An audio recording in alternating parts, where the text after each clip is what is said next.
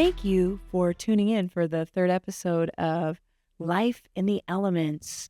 Ooh. I pretty much do that every time. But anyways, I'm sitting here in my desert escape with my great friend, Nicole. So welcome to the show, Nicole. Thanks for having me.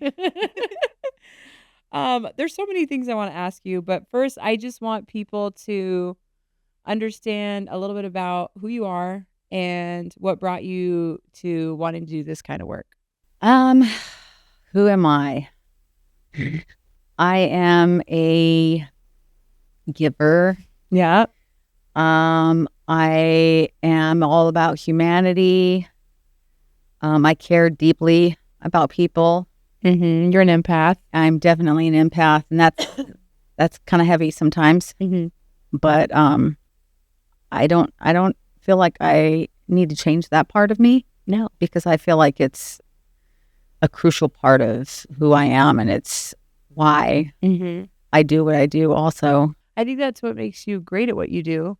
And I feel like the day that I met you, I'm not going to say where, but it was in another treatment facility. And she was a chef, and just the amount of joy that you had just from feeding people. And I didn't even know like how much you like to bake and all that stuff until we really became friends. And then I stole you and brought you over here. Yeah, potlucks. And we'd be like, okay, we're going to have everybody bring something. And she'd bring like 7 trays of brownies and like banana bread and like a lasagna. And I'm like, how the hell did you have time to make all this stuff in like 24 hours? Like, yeah, just like, it's just there. It's in my kitchen. But the fact that you love to take care of people, which I've seen to the extreme as well. I feel like that's exactly what I was looking for, not just in a friend, but also in somebody that I knew would be the perfect like addition to this team, what we were building. You know what I mean? So, yeah. So food is your love language.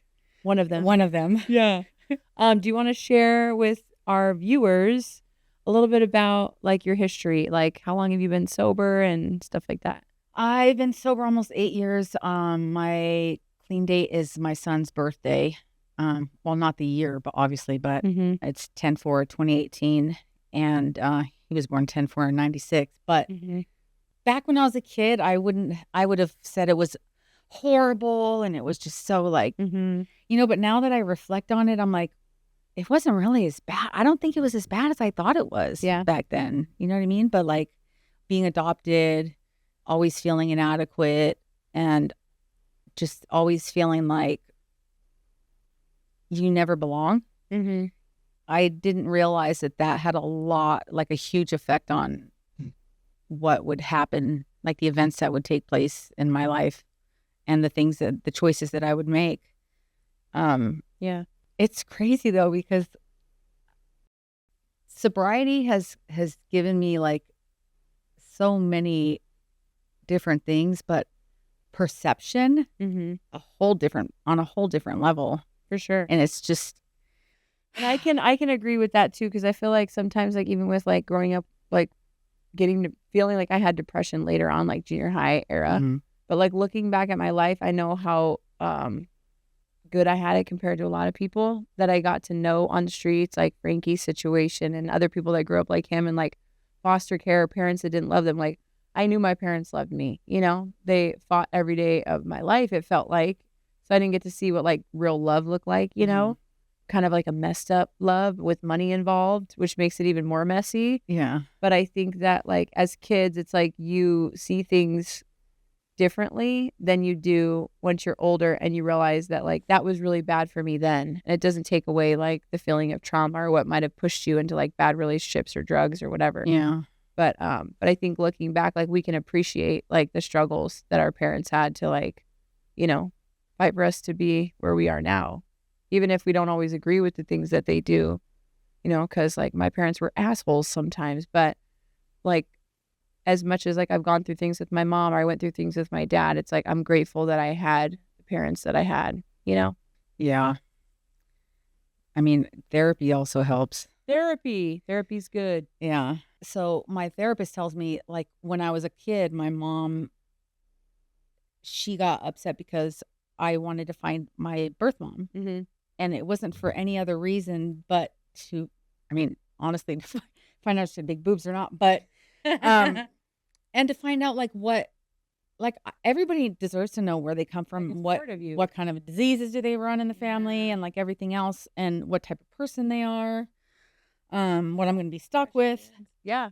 and she just got so upset, and she started constantly telling me that, I was going to become a whore and a drug addict, just like my mother was, and stuff like that. And I never thought that that would affect me, like, because it didn't. I was just like, whatever, you're just jealous or whatnot.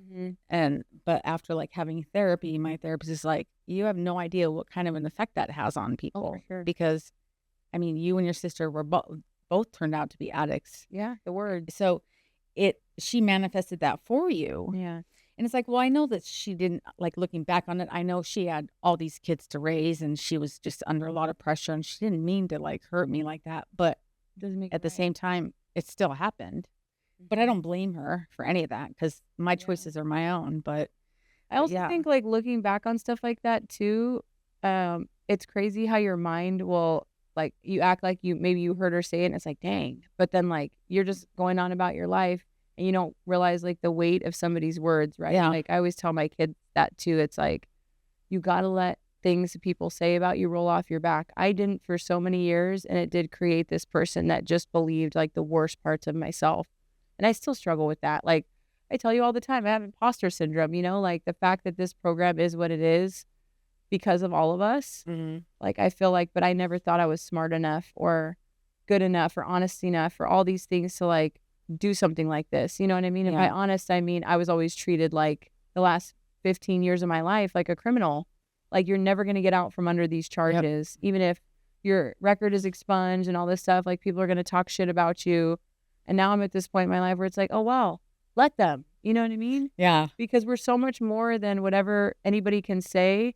Because even though we share these stories about the horrible things we've been through and like the amount of people that you have been able to bless, whether that's like in or outside of your job, you are who you are because you fought through every step of the way with a smile on your face. You've continued to put out positive energy and, you know what I mean? And help people feel like they're welcome here. And it's like, I feel like not everybody can do that. You know what I mean? And we have to let people just say whatever they want to say because that's their shit. You know what I mean? It's not ours. Well, yeah, maybe they just need to get it off their chest and you're that person. Yeah. Whether they're venting or they're taking it out on you. It's like, it's been a long, hard road to understand and to accept without judgment.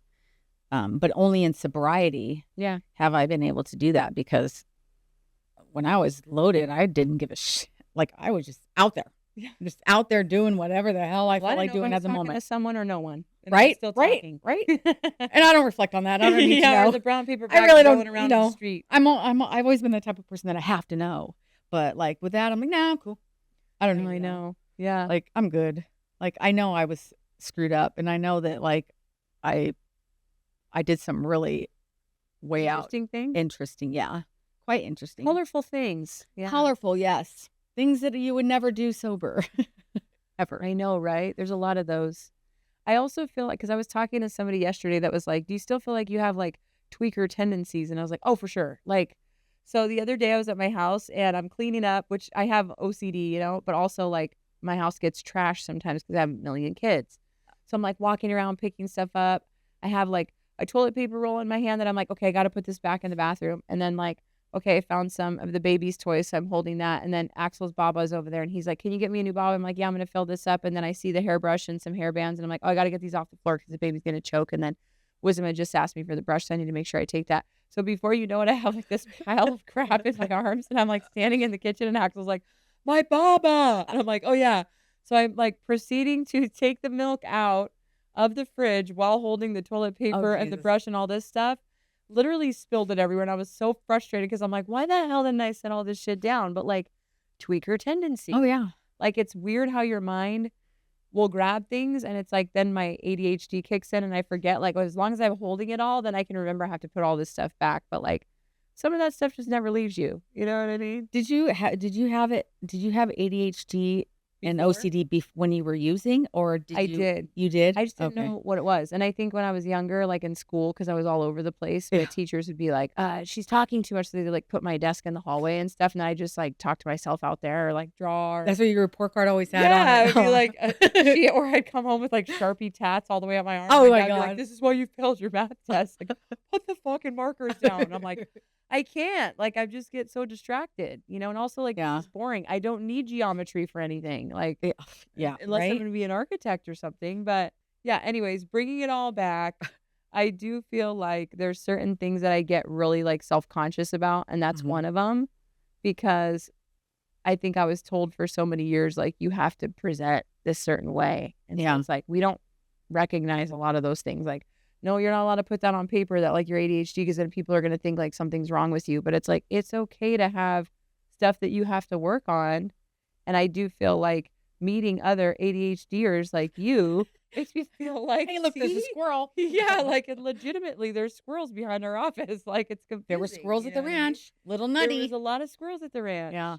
Yeah, so I do think that there's certain things I can take away from my drug years and be like grateful that it taught me what it taught me, how to survive and things like that. And then maybe artistically a little bit. But also it's like, it's just weird how much time it takes to get over like the brain fog and like, you know, letting go of that kind of stuff. But I did have a case of the I don't give a shit when people would talk about me. That's the one thing that I miss, was like, it really didn't bother me at all. Like when people would say stuff, it was like, yeah, whatever, you know? I mean, I didn't give a shit about like anything but like doing something and everything when I was, you know what I mean? I just, you have to stay busy. Yeah. But I didn't, my sister had ADHD. Well, she was diagnosed with it.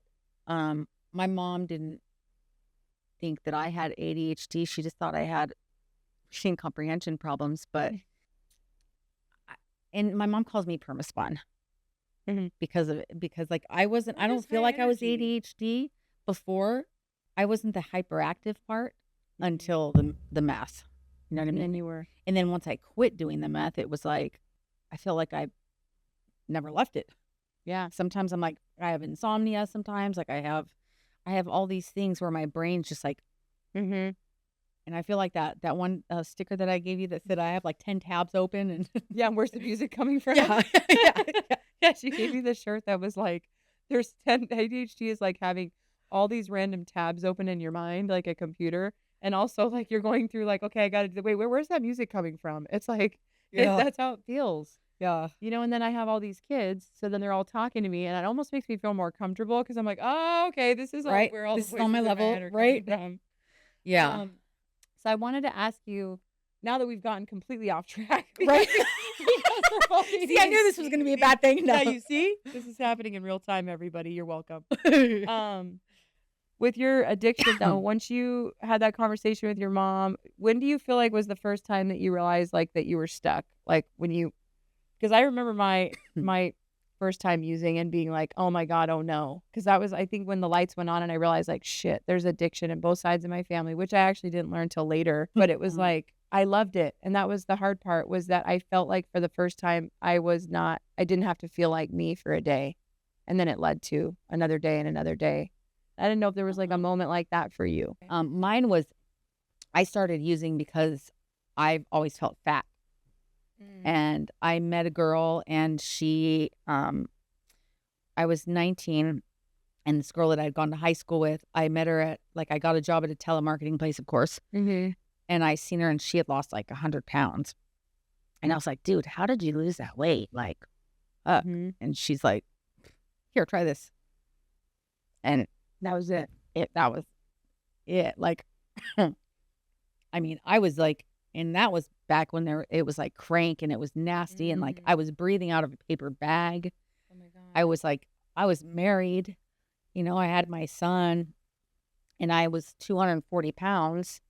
So of course I wanted a quick fix. So I thought, but that quick fix turned into a lifetime of hell. But I mean, at the same time, like, I am where I am because of everything that's happened. So I am totally grateful for it. I mean, I have a lot of stories that I laugh about, you know what I mean? I'm like, what an idiot. Like, you know what I mean? Wow. I'm surprised I didn't get caught. I know there's a YouTube video of me somewhere, like the worst tweaker in Walmart or something like Yeah, that. I knew that was you. I was gonna ask you that actually. I was gonna say I recognize All you noodle now. grooving in the, Yeah, in like, the, in you're the that girl at the aisles. 90-degree angle at the corner for 15 hours. Like, I'm trying to find something in my bag. Like, your bag was stolen like 6 hours ago. You're Right? digging in the dirt. Yeah. Yeah. No, it's crazy because I feel like for all of us, it's a little bit different. Like mine was with an ex. I remember seeing him, and we were like Newport, like rich guys and girls, and the cocaine vibe is out there, whatever. And I'd always be like, no, like just say no to drugs. Like, no, I was like an alcoholic, it was like, and I want to say alcoholic lightly because I was a 21-year-old drinking every day because I was a cocktail waitress. And so I would take shots with people, but it wasn't like I'd get like the shakes and stuff. But towards the end of me trying to not drink every day, I feel like I was starting to feel like that more. Like it was more, I was more reliant on it, but it was like social drinking. Yeah. Which always cracked me up because, like, if rich people do it, it's like you're socially drinking every day. It's like, well, if you're poor, that's alcoholism. You're an alcoholic. Right. But if you Right. have money, like, it's cool. Like, as Right. long as you're doing it on a boat, like, you're good. You know what I mean? Yeah. It's I mean, like, as long as you can maintain. yeah, You know, you like can maintain your champagne. You're then just you one of should those not be type an of people that can alcoholic. just handle it.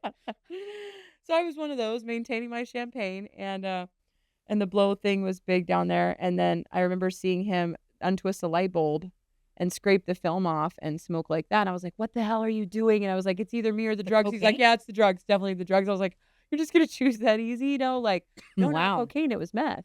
I was going to And say. so the first time I ever tried it to not lose him because I was afraid that he was going to get into that world, like, because he was already in it and I didn't know. But yeah, that was that feeling was like, oh my God, like weekend six pack. So I think Right? when you look back on those moments, it's like, wow, because you still are so new into it that it's like, this is actually just a benefit. And then when your teeth start falling out and you get the shit beat out of you and you end up with your head shaved in jail, like looking at yourself in a jail cell mirror that looks like a funhouse mirror and being like, yeah, like this is just going to be like so much fun. Like it's just, it takes the champagne taste out of it. You know what I mean? Yeah. Yeah. So anyways, I said all that to Mickey's say. big mouth. Exactly. Oh my God. I do think that like all those stories though have led us to this place, right? And the one of the biggest things that I saw from you is like your gravitational pull for people. Like I feel like people that know you remember you, and not everybody has that, but not just because of your heart, but because of the amount of shit you can find in 24 hours. That is another thing that I will say. That's part of your tweaker at past is the fact that you can empty and fill a garage within 24 hours. Like, I mean, empty Or like, less. Garage floor to ceiling furniture. And with no help. Lamps, everything. And she's like, I threw my back out. Anyways, yeah, I'm not coming in today. But I wanted to text you real quick because I found this lady who was selling. I'm like, oh my God. But yeah, like you're so resourceful. And I always thought when I was first like building the program, like I need somebody that can just do resources because I don't have the capacity to like go on Facebook Marketplace. And so I feel like since you've taken on that role, it was like made for you. I mean, literally it was, and you're building it as we're going. But I'm so grateful for that. So my next question would be, how have you seen like the world of like resources and stuff like changing for our clients from like, let's say when I was out there like 10 years ago? I would say because of how much this industry, I guess you'd say, has grown and like, because 10 years ago, people didn't give a shit. Like they were just like, oh my God, lock your doors. We're in Santa Ana, like lock your doors. My mom would say shit like that. Lock your doors. And it's like, okay, so, but yeah, like we're driving. Like, how are they going to get in? They're going to get in. Yeah. What? Right? And I've been there though, because I was laughing because I'm like, so funny, I'm like, Mom, I'm more like the type that like, I got to lock my doors because I already let the homeless guy in. You know what I mean? Like that type of thing. Lock your door. There's a homeless person trying to get out. No, they're trying to get out. No, I mean, they're trying to get back in. I only let him use the bathroom once. Oh, that's funny. No, it's come a long way because like people, even though the world has gotten so screwed up and like there's so many things wrong with it, there's a lot that's out of our control, but there's a lot of people reaching out and a lot of people that have been more accepting and understanding and less judgment of like, because they're starting to see now that you, like you say, you can't worship one on a Sunday, a homeless man, and then go and judge one on Monday. Mm-hmm. Like, and people are really starting to seem like they're, I don't know. More It's just, about it's, it. yeah. And I mean, I only go to one app, you Well, and know? I think too, like with the judgment piece, I don't know if that ever really goes away, but I have noticed like with like woman to woman OC, like amazing group of ladies that I feel Yeah. like before may have like not seen me for who I am. And that's nothing against them. I'm just saying Yeah. in my mind, it was like you can't go to a rich women's organization with the pictures that I had of myself and be like, help support me. Like I need money. They're Right. like a meth addict, you know what I mean? But that would be like, to Yeah. me, it feels like that would be for anywhere. But I also feel like when I get to go to these events and like talk about my story and stuff, they first meet me as I am now. And then I talk about the history and then I can show them the pictures. And then it's like, wait a minute, like you grew up in a family that had money. The devil doesn't discriminate. You ended up Yeah. with these boys that treated you like garbage, beat your ass every day. You became a drug addict. Then you were homeless, but you always had depression before all that stuff happened. And then the trauma is what kept you out there and you already felt worthless and all this Yeah. stuff gets stacked. And then it's like then trying to undo all of that to try to like convince these strangers to see me as the girl that I was growing up before all that stuff happened.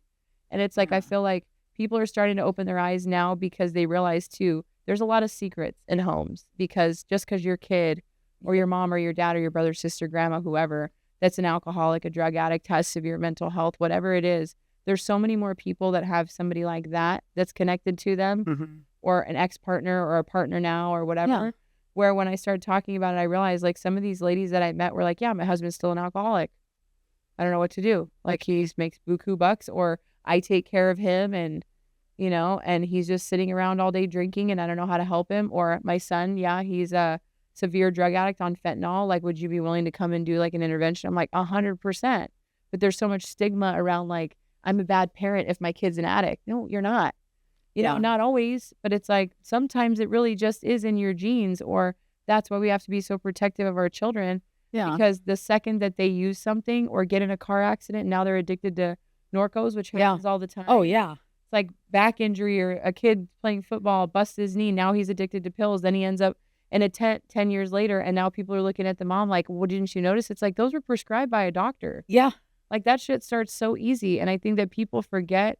They immediately judge without finding out the history. Mm-hmm. And that's what this place is trying to undo is like, we need to go back into history and find out the why so that we can help this person heal in the now and then get these messages out to the community so that they spend less time judging and more time helping us, you know? Yeah, that happened a lot when I first started here and we were doing the outreach.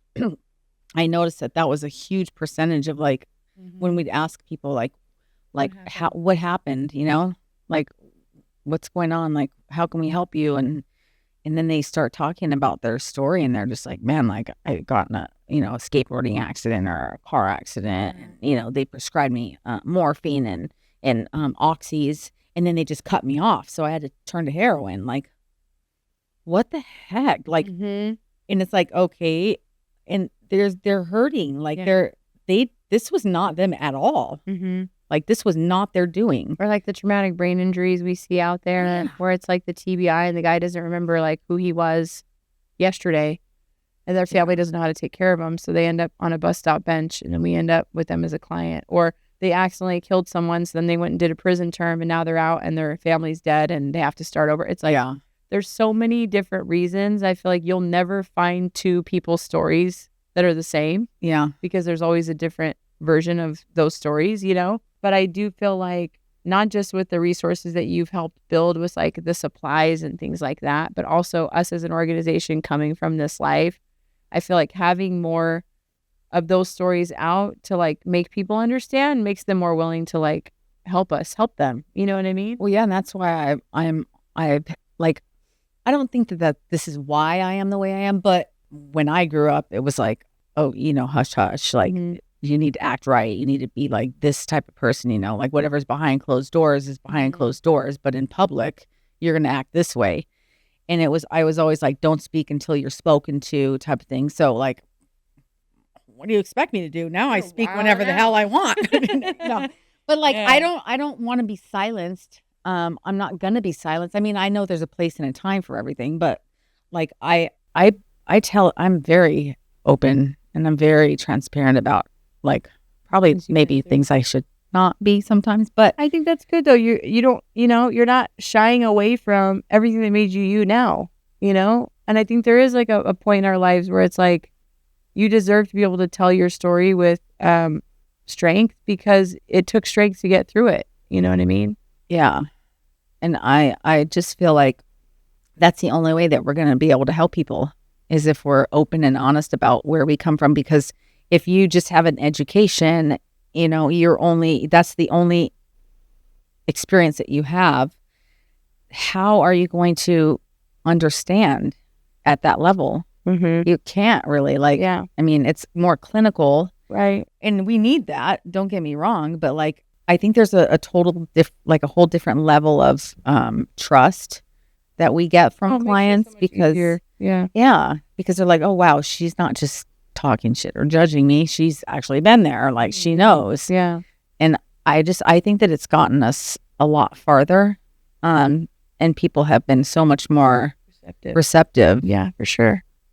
I agree. I think that also has helped with like our relationships and things like that with different providers. Because I have seen an enormous amount of things that I would not want to be a part of within like homeless services and things like that. There's just so many organizations that I don't feel like do what they say. And that's like the biggest thing for me is like, I'd rather be tiny and do exactly what I'm going to say than be big and make all this money and let all these people down. It's like we have such a huge job to do, and every person that comes through these doors or that we go find or get to meet or whatever. Or chase. Yeah, or chase down the street and then immediately grab them, gaffle them up and take them to treatment. Just kidding. But even though that's what I want to do sometimes because I'm like, I'm trying to save your life. You know what I mean? Right. It's like, and they're like, fuck off. It's like, well, no, but all right, I'll see you tomorrow. There's those ones that you have like, there's those few that like, you just worry about and you just have a bond, like a special bond with them because there's like a connection there. And like, that like they could be something so great. Yeah. And they just don't believe in themselves. So you figure, well, hey, if I believe in them enough, maybe they'll get there. Because obviously these people have nobody. Yeah. They feel like they don't have anybody really. And they definitely don't have anyone that believes in them. Yeah. They definitely have trust issues. So maybe they never did. I always think about that too, where it's like I said, was lucky enough to have like the parents I did growing up, even though me and my mom didn't always get along or I felt not like that close to her later on when I was like an older teenager, whatever. But like me and my dad, same thing. But I felt like he was always my cheerleader, even in my darkest days. And then I would look around and be like, dang, like some people didn't have even one person ever even looking for them. And there's still so many people out there like that, where it's like, this might be the only place that ever even cared to know their name or, right. You know what I mean? Or how they're doing. Or like when I don't see clients here that were coming to group consistently, I'm like, can somebody reach out to so-and-so? Like, I remember that stuff because I'd want someone to remember that if I wasn't showing up. Like, what if we are that phone call that changes everything for them? Exactly. And we've had so many clients that have come here for a day or we seen them out there and it's like, yeah, I'm ready. And then they disappear for like 2 months and then they come back and it's like, well, how was your adventure? They're like, almost died. And it's like, all right, cool. Are you ready to do this now? Like, right. And now they're working in treatment or they got their housing and it's like, but I feel like everybody's got their day in the sun where those lights hopefully will go on before the lights go out. And that's always what I feel like we're racing against time to like get the message out to as many people as possible. You know what I mean? Yeah. It's not easy, but it's worth it. Yeah, for sure. I know. I feel like we're so lucky to be able to do what we do. There's so many questions that I could ask. I do love having just conversations though. You know what I mean? How did you rebuild trust with people when you got sober? Because we'd love to break that when we're in the middle of it. You know what I mean? Yeah. I'm all trust smash. I can't necessarily say there's not like a specific way. I just focused on me and like fixing me and staying sober and just smart, like taking care of, doing whatever I could to get my daughter back. And like, I was just super focused. Good. Yeah, and it just happened naturally. Like, it took a while. Well, I also think that, like, because, you've probably heard a lot of clients say too, we get so frustrated because we're like quick fix, right? Like when you become an addict, it's like you need it right away. Like it's that instant gratification. And then I realized that, like, after we decide, like, okay, I'm done, or you go through all this treatment, all this stuff, and then you're pissed off that when you come back or you're sober finally, your family's still upset. Either if you had a partner, they're gone, or no one's talking to you anymore. I had some amazing friends before my addiction that I thought, but then I realized after I never got them back when they found out I was an addict, and then I got sober and I reached out to them again, and I was heartbroken because it was like some long friendships, and then I realized, like, if that's all it took for you to just drop me like I never existed, then were you really ever my friend? No. I would never do that to someone that I really love. Like, I would be like, thank God you're alive. Like, right? You know what I mean? Like, no matter how long the time has been, I just want to hear from you. I just want to make sure you're okay. Yeah. And I realize that not everybody's like that. When it came to my family, though, it took years. It was like, I'd still be allowed. I started getting invited after, I don't even know, 7, 8, 9 years, and I was almost 10 years on the street, and the first 4 was in and out of, like cars, hotels, my friend's deck, like just jumping around. But then 6 years in a tent. I think when I hit the tent years, nobody wanted me around. I wasn't getting like invited to Thanksgiving and stuff. And it's like when I even got sober and I started to go, it's like, hide your wallets, or like, and I was like, never stole from you guys, what I mean? Like, but it's always that I always felt so offended that they couldn't just get over it. And then, being a sober family member now and seeing my brother going through it or went through it, I get so frustrated with him. Like, why can't you just see it? But it's like, that was totally you. Like, now you have to sit up at night worrying if you're going to get the call that he's dead every day. And like, my dad used to always tell me, like, you can't force us to build that trust with you overnight. Like, this takes time. And like, everything that you broke, it's like double time for us to get over it, because we had to sit up every night or worry about you every day sober while you got to go do that high. Like, those 9 years for us was slow. You know what I mean? And for you, it went by like this. And I was like, well, no, it didn't. Like, I was living in hell. He's like, yeah, but you have to see it from both sides. And I think that with a lot of our clients too, with their families or their kids, some of them still aren't talking to their kids and they've been sober a year, and it's like, well, then you need more time. So I think that was really good that you said, like, just focusing on you, because it's like, oh, that's all you can do. You know what I mean? Yeah. And you just keep trying. And when you have kids, it's hard too, because like, even though my daughter's like, our relationship is super strong, and I mean, obviously I'm with her every day, but there's still times that there's triggers for her. You know what I mean? Like, and this job, like, she understands, but she doesn't understand to like the level, like, where she doesn't get worried, like me talking to people outside of work, or like helping them out outside of work or whatnot, bringing them food. She's like automatically like what, you trying to hang out with them now? And it's like, even though it's like repaired at the same time, it's still like how we have triggers too. She's afraid. She's very protective over me. She's scared she's gonna lose you again. Yeah, she doesn't. Yeah, but see, that's something that I know that I have to have patience with, and I have to accept and understand, and not like get upset with her, because I'm the one that did that. I'm the one that, like, I have to be like, oh my gosh, remind myself, like, this is something I did to her. So I can't get upset with her when she needs time. Yeah. And she's only 18, so. I think just being there, though, because even though, like, the last couple years of knowing you, like, watching you guys, it's like, because I know in the beginning it wasn't really like that. Like, I feel like she's come around even more. Yeah. I mean, she's living with you now, which is huge, too. Yeah. But, like, you guys, I mean, that all that time, and you, like, getting her clothes and designing her rooms and all those things, it's like stuff that we take for granted, I think, sometimes, too, being able to get to do that stuff. I'm grateful to be alive to be able to do it. And I know that your daughter, even when she gets frustrated, she's lucky to have you as a mom, Yeah, and I know she totally loves me. Like, otherwise she would have chose to be elsewhere. Yeah. I mean, that's not the only reason why I know she loves me, but. And because she loves when you buy her nails. Just kidding.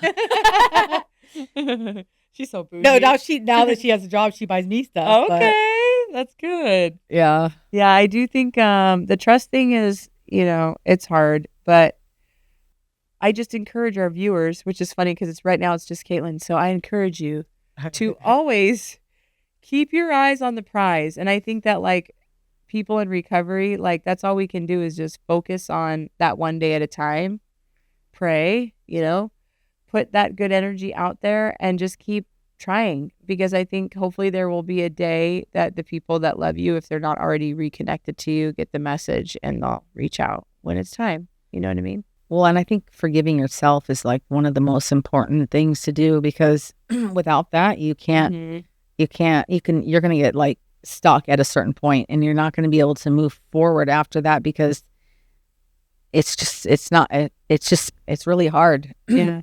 I mean, forgiveness is such an important part of like anybody's growth. Yeah. Mm-hmm. Any way you deal with people, or the way you look at yourself in the mirror, the way you think about yourself. Yeah. It's because that's where it all starts, like we hate ourselves. We have guilt. We, hate everything that we've done to people, and we just don't want to deal with it. But when we're sober, you have to. You don't have anything to hide. Like you don't have anything to like, you don't have drugs anymore to take it away. You have to actually deal with it. But it's not as difficult as it seems. You know what I mean? It is hard. Patience. The patience part. And if you pray for patience, God's going to give you things to be patient for. So watch out for that. Right? I remember I was praying for patience. I do pretty much all the time, which is really ridiculous. But last week specifically, because I have a bunch of little kids, and just sometimes the back and forth with she took my shirt and this person took my squishy and this and that. And I want this. And no, you're the worst mom ever because I won't give you cookies for breakfast or whatever it is. Yeah, I'm I just need to go smoke a cigarette and just sit down for a second. I can hear and I'm just Lord, I just pray that you give me patience in this season, and that, you just help me to be calm and just go back in there and just, command the room respectfully and have my children just listen to me. So right when I opened the door, Squishy just slaps me right in the face. And I was just okay, we're going to breathe through it. But I realize in those moments that I get to have that. Yeah. So it's rethinking the way that you're praying for these things. The patience that I'm searching for is not just peace, because I love the sound of busy noise in my house. Before, when I was alone and depressed, it was the silence or the darkness just swallows you. You know what I mean? And I think that again was why I always was drawn to addiction and drugs, or bad boys, because they made me feel something. Yeah, and we don't have to work on ourselves if we're right. I know if we're working on all the other we're all working on all the other broken stuff. Last question for the set. I definitely want to do a part 2 with you though, because I feel there's so many things we can talk about, our ADHD minds together as one. But my last question for you is going to be, what led you to sobriety? What helped kick off this journey for you to be sitting here today? Well, obviously my kids had a lot to do with it, but I was doing it for years, hurting them too. But I would say it started with my fiance and my 2 best friends dying in the same week. I was taking care of him for 18 months. He had colon cancer, and then he had a brain aneurysm, and he turned into a vegetable in front of me. Mm-hmm. And that was the most traumatizing thing. And then within the same week, my best friend Carson got into a car accident and died on impact. And then my best friend Carrie Beth died from brain cancer. And then my son moved to Washington, and it was just that's a lot. Yeah. And I had done a shot of heroin and meth. Actually, I thought it was meth in there, but it wasn't. So, and I went out, and I just remember me saying, I'm shutting down. And then I woke up in a shower with people beating on me. And I was just something has got to give. And that was the start of it. Obviously it didn't end there, but them dumping me off on my mom's lawn, with a rig in my arm, and my brother seeing me, and then, my daughter just seeing her in so much agony with where she was at. And she would, in her letters that she wrote me, I've saved every like letter, and I have them like framed on my refrigerator and stuff. And she's just like, Mommy, like, please, just please, I want to be with you. So, you know what I mean? She's like, you light my day. You're like the sunshine. We had always sing, you are my sunshine. And so like, that was just like, oh, I was just like so over letting everybody down, and she didn't deserve that. My kids didn't deserve that, but I mean, obviously it's made them who they are too. It has a part to do with that, so that's why I've learned to forgive myself, because like everything does happen for a reason, and I'm not excusing what I did, but at the same time, like obviously it was meant to happen. Everything led you here. Yeah. Everything led you to the place that you have, the way that you live, the people that you impact every day. You know what I mean? And I also think that as much as we can get like down about those moments and the things that you remember about like the start of your recovery, we're also teaching our kids how to survive things and how to overcome the hardest parts of our life. You know what I mean? And to be faced with addiction and all this stuff and figure out a way out. A lot of people don't make it. So I commend you extremely for that. I'm sorry that you went through all that. I knew some of that, but I didn't realize it was all so close together, like it's a lot. Yeah. And you're sitting here today representing all those people that you lost. Just like my dad and Tupac, of course. I'm saying that because they're literally right next to each other, but I'm just grateful, that we have, as hard as it was to lose all those people that we love, we all taught us something, Yeah. Hopefully we'll be able to leave those kind of messages behind too. Yeah. If you guys want to come see her and meet her in real life, she'll be here in the resource room or in here or driving around all over the damn county helping people. Or if you have any clothes that you want to give, yeah, or furniture or anything else that you would like to help our clients out with, hey, hit her up. Hit me up. Should she go on the website on our mariposacenter.org or? Oh yeah, and I do have the Walmart thing. Oh, and then they can just click on the QR code. Perfect. Cool. I put whatever. And they can make a list. So yeah, if you want to make a list of things that you would like, or if you even just want to come check it out, see what we're all about in person, hit us up, because we are officially life in the elements, only in here, and then out there we are. And don't bring hangers. We have enough. And don't bring hangers, because we are JCC. Just continuum of care. Oh, I love you, Nicole. See, that was easy. Found hope in the darkness and opened the gate. From the streets to new beginnings, from the struggle to the light. These are the stories that remind us we were made to rise.